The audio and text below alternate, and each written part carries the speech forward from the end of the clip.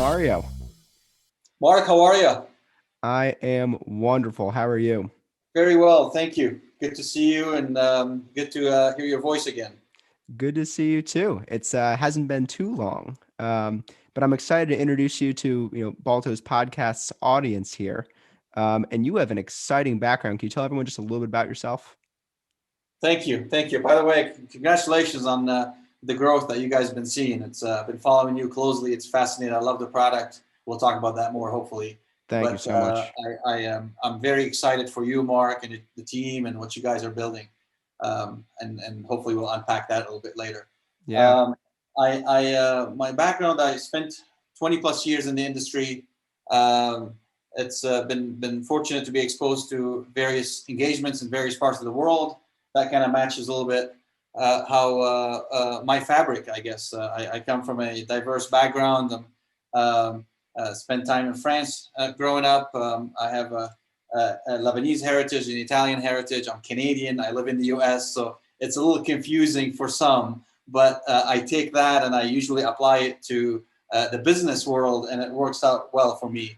It has been so far, at least till today. So it's a fun industry. We're in the obviously the business process outsourcing. Work for I'm the global CEO for Startek. We've got 45,000 employees across the globe, 13 different countries, and a very rich portfolio of clients that we're very proud of. So it keeps me busy, to say the Wow. least. Wow. So first of all, I noticed you went to school in Lebanon and Canada and the US. Was your strategy just go to every school that you have roots in? Every time I got kicked out, I had to try a new one. So no. I think look, some of these studies were during my professional career, and you always kind of have to look for enhancing your skills and keeping up with the market and keeping up with the industries and how the world is moving. So yeah, so and I took advantage of that, and I try to always keep up with the latest and the greatest, and hopefully be able to serve the clients better and engage in the industry at a more intelligent way, I would say, or more productive way. Yeah. Um, so you always learn something when you go back and sit in the classroom, and you get disciplined a little bit, and there are some bad habits you pick up in the real life, and it's good to go back in front of the book and recalibrate the true north, for lack of better words. That's so interesting. It's the true north. It's funny because a lot of times you get to the working world and the business world and you hear throw out everything you learned.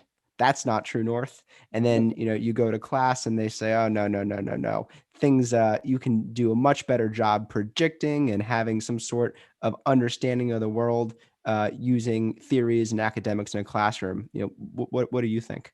It's so true, and sometimes it's good to see what. Oftentimes, you sit in the course and you realize that, gosh, the education system needs to be reinvented a little bit, because Yeah. that's not true. That's not how it works in real life, and it gives you also it sparks some ideas. It gives you the opportunity to rethink a little bit. What else can we do in the industry as disruptors, to go back and re-engineer that a little bit, or inject some. Disrupt the education system a little bit further. And oftentimes you see people like us going back into a classroom and challenging some of the things that are being said, or how it's being done. And I'm sure schools are positively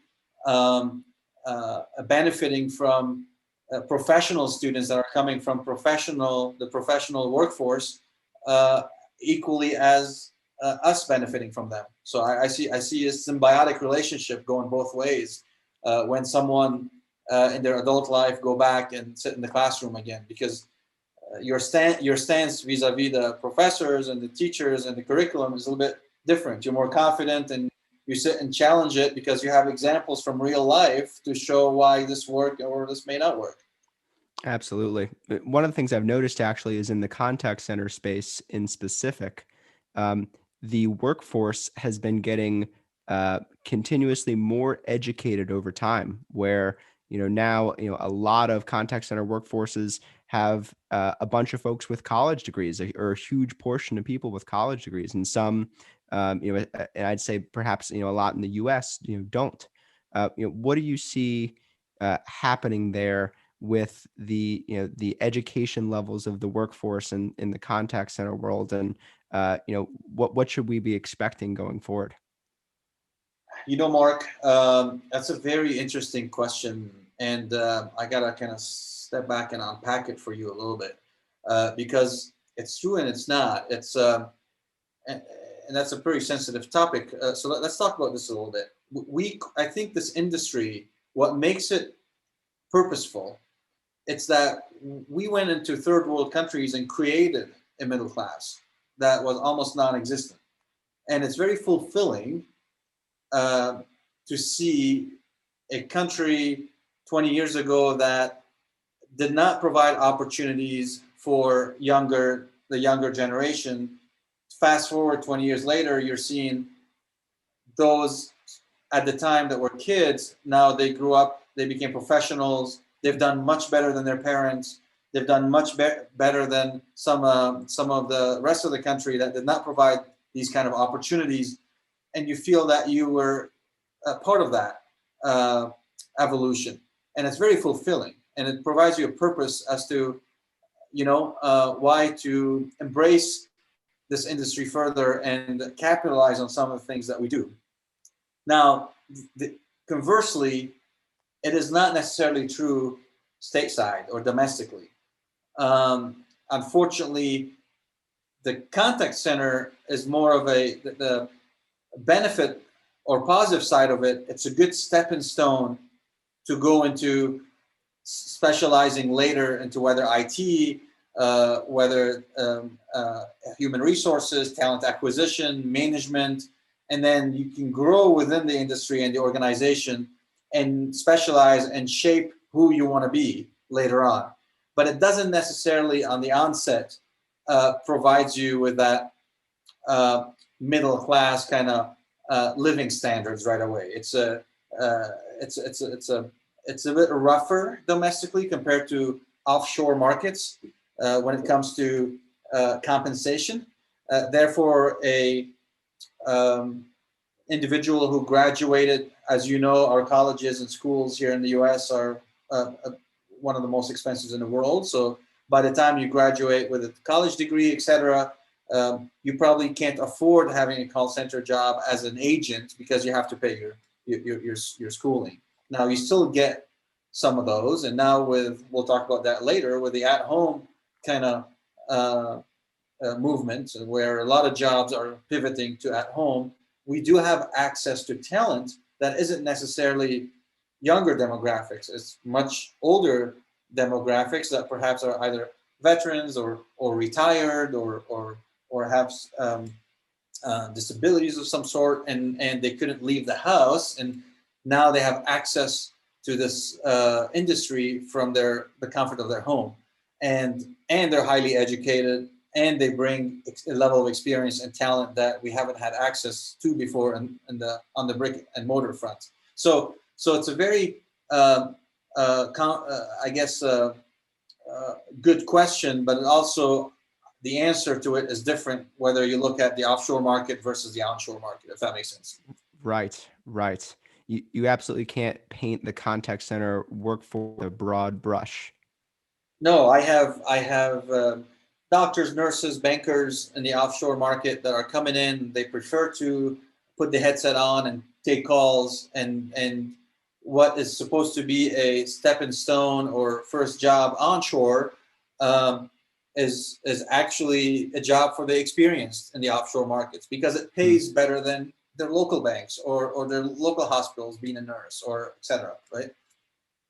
One of the things that I think about often, and Balto and I are truly passionate about, is the ability to upskill people at large, and to be able to have a huge population of people that you're helping elevate both their skills and talents and their economic outcomes and what they're able to do for their families. When you at Startek have such a broad range of different types of workforces, how do you make sure that you're taking care of all of your 40,000 plus employees when their needs are so different, even just depending on their geographic location? I think I love the question, and I will use a phrase that I always use internally, and the team always hear me saying, "We gotta think global but act local." Hmm. And there is a way of putting a global strategy, a global vision, and a global objective that everybody can rally behind. But it's important to execute on that vision locally. And it is very important to maintain, retain, uh, and be sensible to cultures in local markets, leverage local talent, execute on that vision through local methodologies.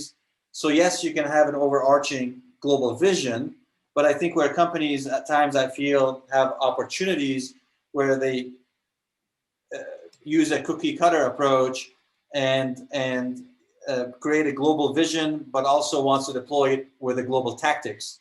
And Right. you can't do that at times because you got to be sensible to certain markets. You got to be sensitive to and sensible to certain ways of doing business. What's acceptable uh, on the east side of the globe may not be fully acceptable and adopted on the west side of the globe.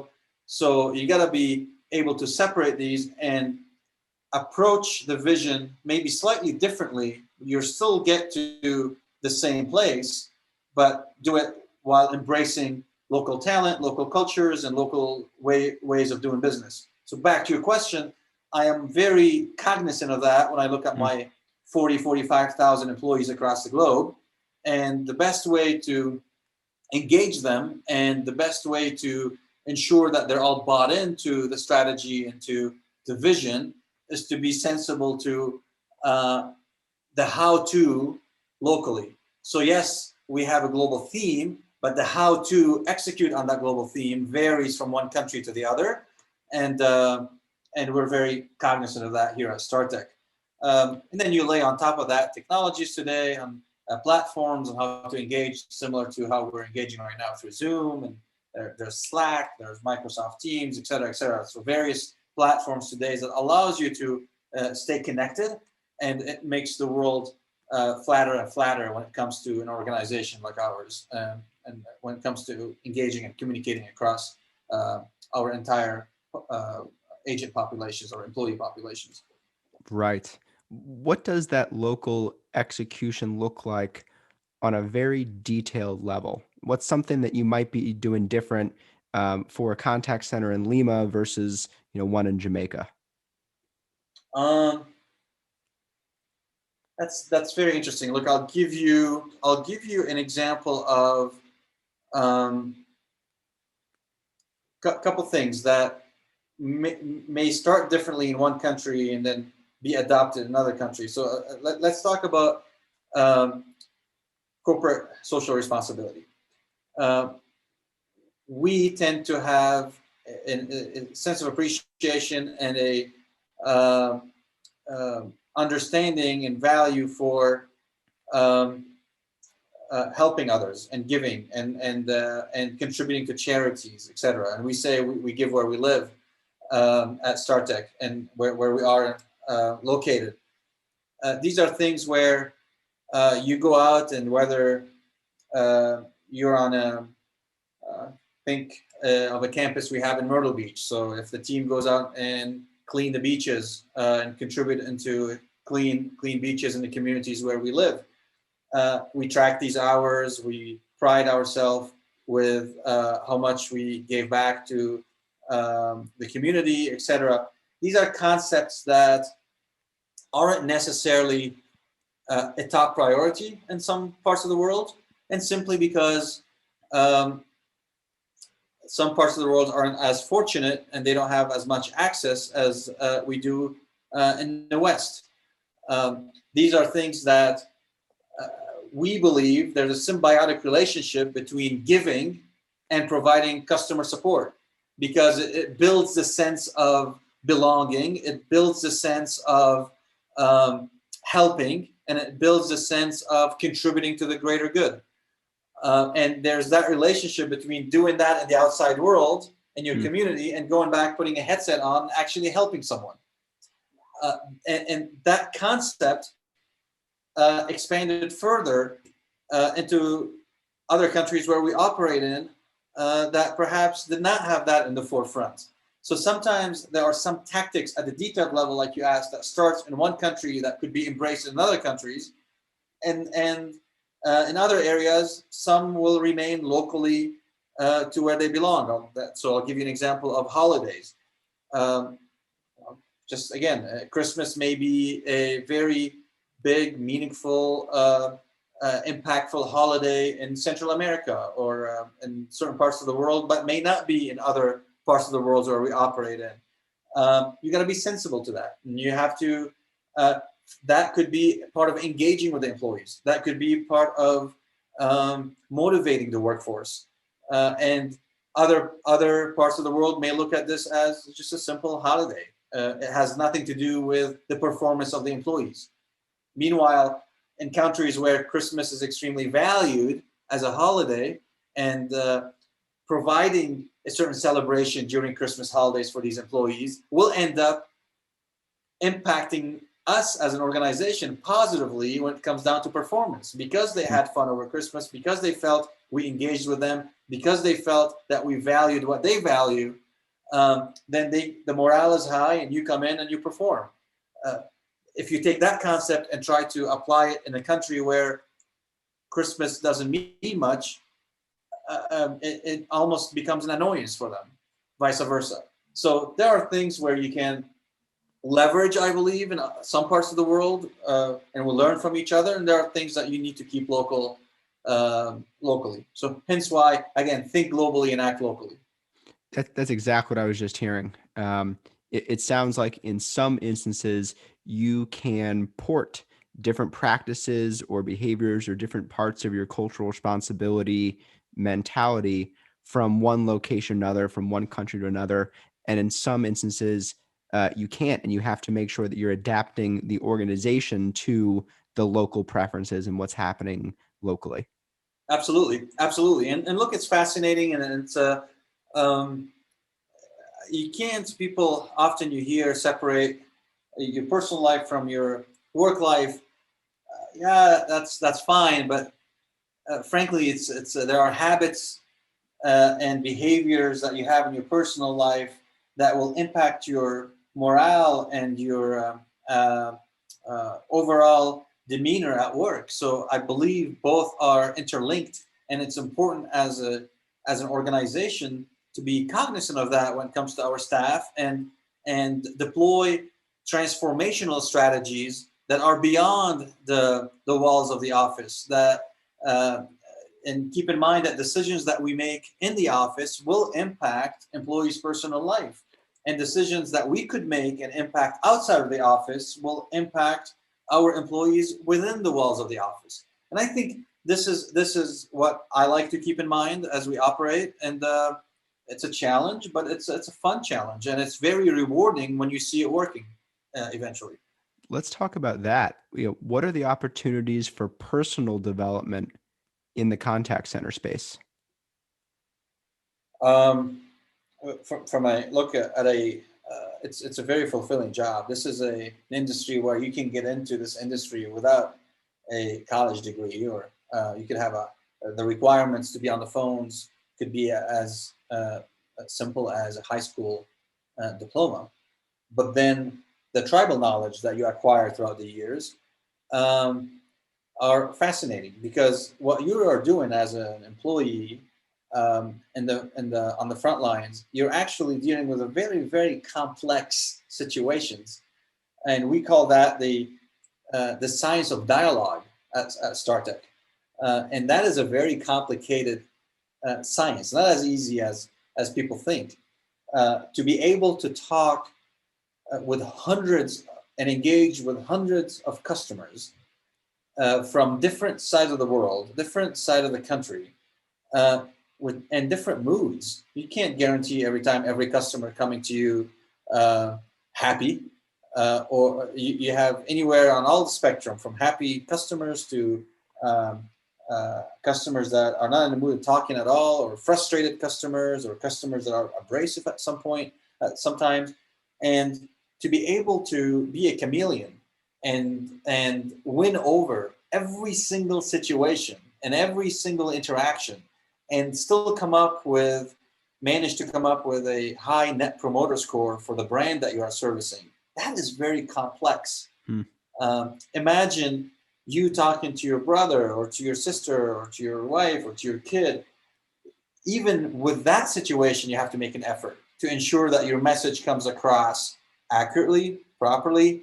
You don't offend anybody. You actually help them to resolve a problem that they're trying to resolve, or make them understand the subject that you're trying to explain. You make an effort in these particular situations. So imagine the effort that you have to make uh, through the phone without seeing someone, and a stranger that you've never talked to before, and still manage for them to have a memorable experience with you, because that's what we're after at the end of the day, creating a memorable experience on every interaction that we manage. So very complicated situation. And if you can manage through that and master the science of dialogue, then it gives you the opportunity to go teach it to newcomers once you are tenured. And then you're entering into a mentorship stage. And as you teach it more and more and more for a few months or years, then the mentorship gets elevated further to a management skill set. And then from a management skill set, you master that, and then you can elevate it further to a more strategic leader stage. And then you can branch into finance, you can branch into IT, branch into human resources. So the opportunities are immense in this industry. I love that concept of the science of dialogue, because by calling it a science, you're implying that you can break it down and understand it and replicate it and teach it. And I think that one of the things that sometimes you hear erroneously is that you can't train it, you can't teach it. You either understand people or you don't. And you got to, hire agents who understand people, and that's that. And if they don't understand people, out the door.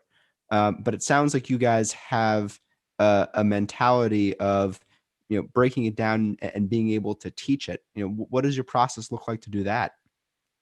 It's understanding first and foremost what I call the MOTs, or the moment of truth. Every dialogue, every conversation has a certain moment of truth that individuals or individuals that are engaging in that dialogue have to be able to capture. And it's not easy. When you train your brain on capturing these moments of truth, then you start acting on them. And we teach certain habits that I personally believe go beyond the call center. They help us as individuals to be better communicators at home, better communicators outside in real life. And these are things as communicate optimism. Well, it sounds easy, but let's take a step back and think, how do you communicate optimism? How do we teach employees and mentor them on having a smile in their voice? Well, that's as abstract as it gets. How could you have a smile in your voice? But then you train someone on it. And then you train them on when to capture that moment of truth that requires you to now have a smile on your face. That requires you to exhibit optimism in the conversation. Requires you to realize that I may not be allowing my audience or my caller to talk or engage further, and they may be in the need to actually be heard right now. So I need to exhibit the habit of listening, which is extremely impactful, not only because I am valuing what my audience have to say, and not only I'm recognizing that they need to be heard at this point because they're frustrated over a certain situation, but it also helps me to better understand the problem or the opportunity so I can resolve it accurately within an efficient time. Because you could be the most friendly employee in the organization, but if you can't control the time with the caller, that can be a detractor also, because callers sometimes wants to get their problem resolved, and move on. So it's important to apply certain habits that we train on, and know when to apply them. And I call these moment of truth that needs to be captured, and you know um, engage appropriately based on what we train on. And there's a whole science of dialogue. We train our leadership, we train our agents, and and we have a science lab that actually takes different calls and different interactions. We study them in a controlled environment as well. We identify and test different communication behaviors.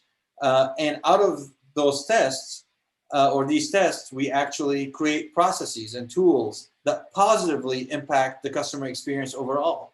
So we're very proud of that, and I believe it makes an impact, not only on the customer experience in general, but also on the agent experience, because it's important that the employee also feel comfortable and confident interacting with the callers, and that has a positive um, outcome on attrition and greater retention overall.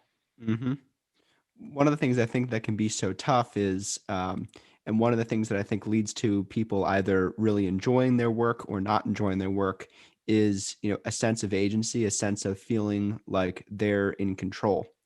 And I think that's one of the things that's so hard about listening is when you're listening, you often don't feel like you're in control because the other person's talking and they're saying whatever they want to say, and you're just sitting there being quiet, taking it in. And I think that it takes a lot of effort and a lot of practice and a lot of retooling how you think about that to view listening as you still having control over that situation.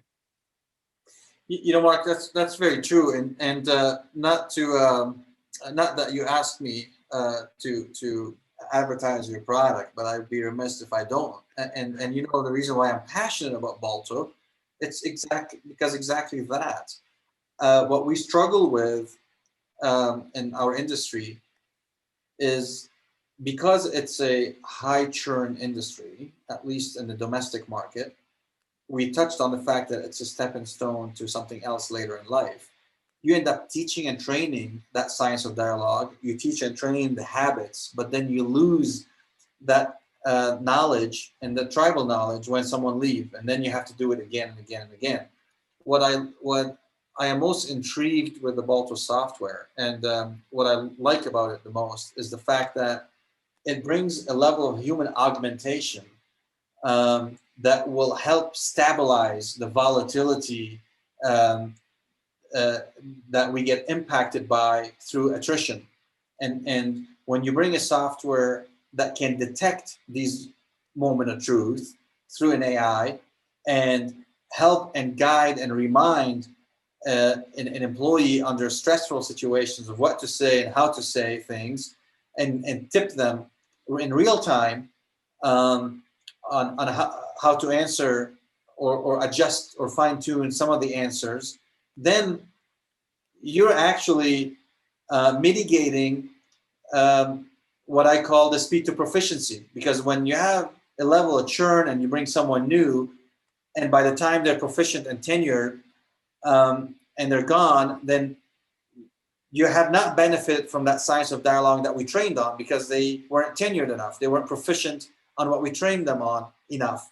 But if you have someone like the Balto software uh, closing these gaps and mitigating that uh, uh, uh, level of tenure, even if someone is not tenured, by getting tipped on what they have to say and how to pivot in the conversation real time, you almost help an agent seem like they're tenured, even if they're not yet. And that's the power of what the software brings to bear when it comes to our industry.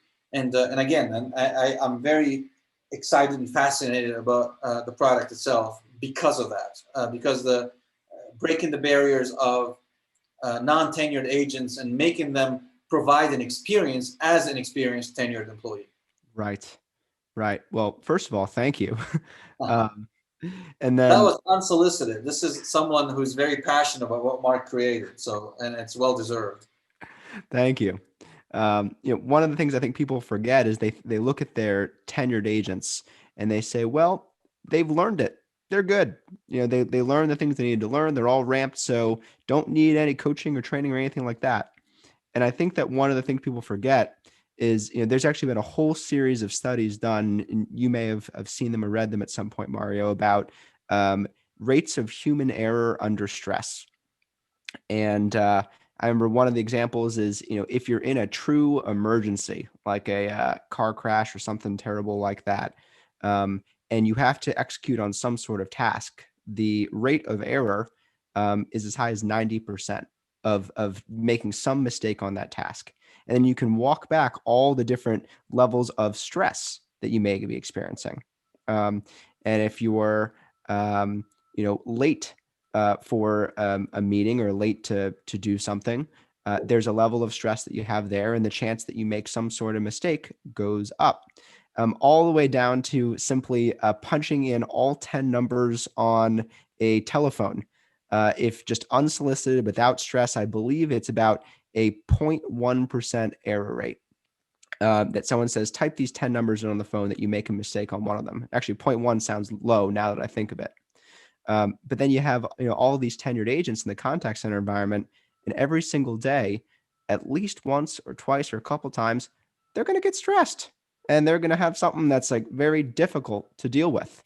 And I think that that's where training is the most important in those moments, because in the low stress situations, it's easy to just do the stuff that you've always done. But in the high stress moments, that's where you really have to rely on your habits and rely on your training to combat some of those fight or flight instincts that absolutely come out on the phone, especially with frustrated callers. Mark, I can agree with that more, and I would even take it further to even tenured agents. And at times, even if you have a great, by the way, the whole touching on the curriculum and training well, not only training for me is a very complex environment by itself. You have to rely on awesome facilitation so you can convey the message uh, um, in a way that it's retainable, and also you have to have the material that's comprehensive in place. That's where at times I feel you got awesome facilitators, but you have weak curriculums, and that doesn't fit as a complete equation for you to have a successful training. And conversely, at times you have a fantastic, a very comprehensive curriculum, but a weak facilitator, and that also doesn't fulfill the equation for you to be successful. So you got to have both. And of course, even that takes me further to touch on. I would add another element to the equation. You need a facilitator, a curriculum, and a profile. You got to have the profile of an agent that is well screened to be fit for that particular job. And it has to come natural to them. You can't, and today we're using various platforms through lots of insights and analytics to measure the employee and candidate capabilities and personalities prior to be placed on a certain campaign, on a certain project, because ultimately you want them to be natural at what they're doing. If it's a sales campaign, yeah, you can train probably anybody on how to sell, but is it natural to them? Are they in their natural element? Because that's where you thrive, when you're in your natural element. Great point. Right now, can that profile, maybe they may be very successful in sales, can they sit in a technical support line of business or project? So they may not be fit for that. And I think the industry evolved a lot. Now we can screen that on the onset before you get to the training group. Because if I have to monetize it, it's important for me, because I don't want to invest for 6 to 8 weeks of training in someone that ends up not being natural at what they do. It's not intrinsic in them. And then you end up losing them. So the equation is profile, curriculum, facilitator. You got to have these three to have an awesome training environment. And that said, you still end up with bad habits. It's like driving. When you're driving, you're both hands on the steering wheel. You got this whole 10, 15, kind of, they tell you put your hands parallel in a kind of 10 o'clock, 15 minutes. And then 3-4 years into driving, now you're driving with one hand, perhaps maybe a couple fingers at the bottom of the steering wheel, and you're barely able to control the car, and just because you feel so comfortable in it. These are bad habits. If you ski, you know that you pick up bad habits eventually as a skier. And tenured agents pick up bad habits, even if it was a great training. So training is important, but I truly go back to human augmentation in the production floor to break bad habits. So I'll stop right here, but I think it's a journey, and it has to be triangulated, not only from training, but also in technology to keep those controls that are essential in reducing the stress level of the agent and increasing the customer experience in general. It fundamentally, there's this pairing between having people in their natural state doing things that they are naturally inclined to be good at, with them being equipped with the right skills to do that well.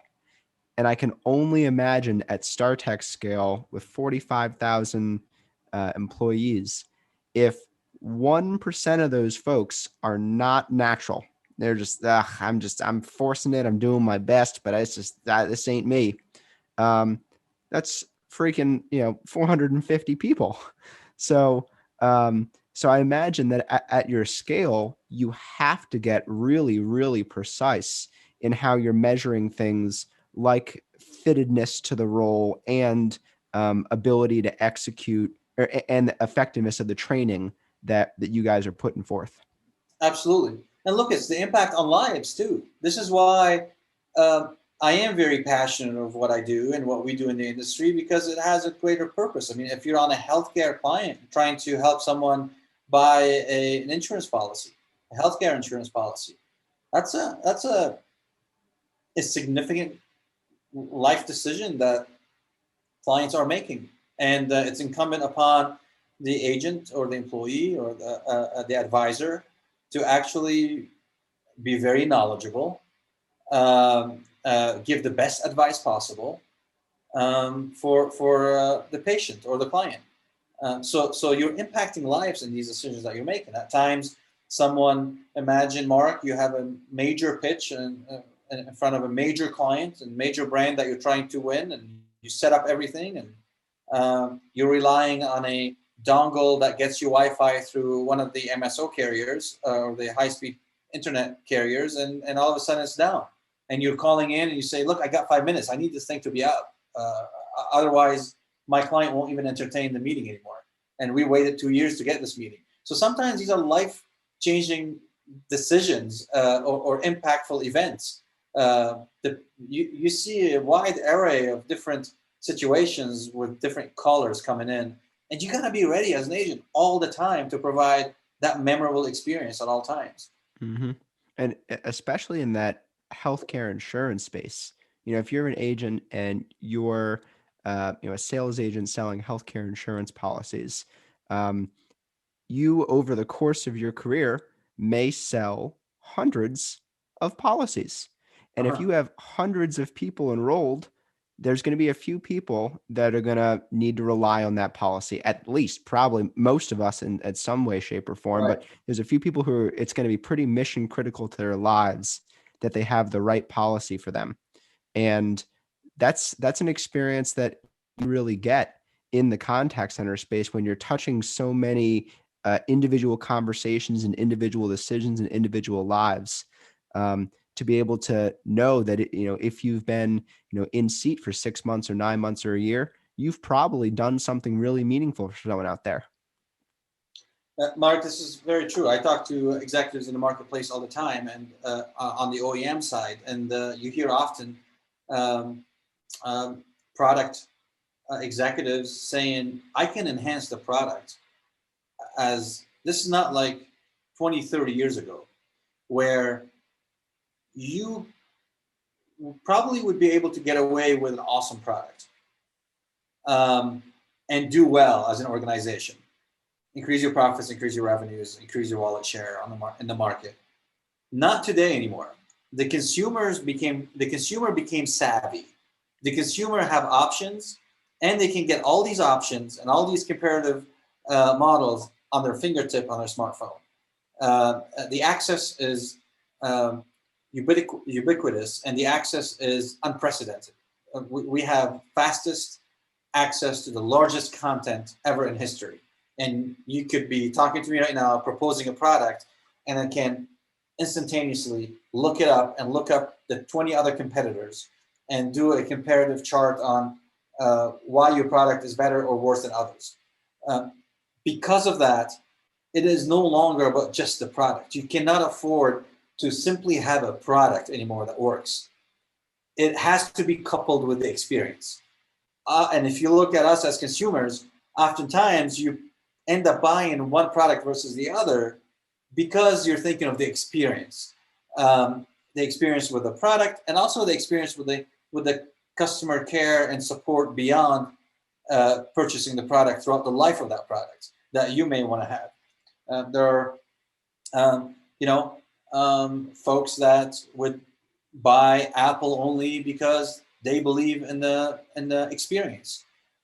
Folks that will go with Android because perhaps the Android experience is more appealing to them than Apple. But it's all about the experience and how you can enhance the experience and make it memorable.